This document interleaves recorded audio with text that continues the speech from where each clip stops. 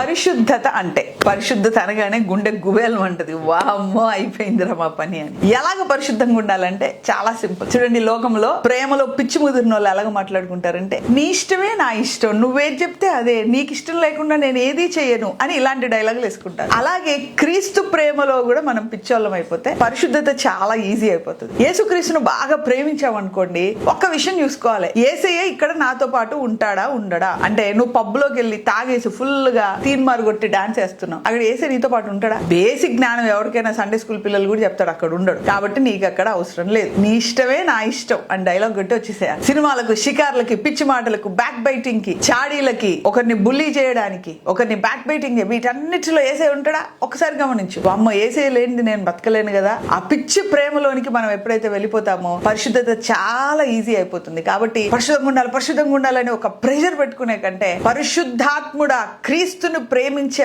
ప్రేమ నా హృదయంలో కుమరించని రోమన్స్ 5:5 చెప్పినట్టుగా ఆ ప్రేమ చేత మనం నింపబడితే పరిశుద్ధత అనేది చాలా ఈజీ అయిపోతుంది. ఒక్కటి చెప్తాను చూడండి, లోకాన్ని ప్రేమించే వారికి పరిశుద్ధత చాలా కష్టం, ఒక రూల్. దేవుణ్ణి ప్రేమించే వాడికి పరిశుద్ధత ఒక ప్లెజర్, సంతోషం. సో కాబట్టి క్రీస్తు ప్రేమలో పిచ్చివాడైనట్టుగా ముందుకెళ్తే పరిశుద్ధత చాలా ఈజీ అయిపోతుంది. God bless you.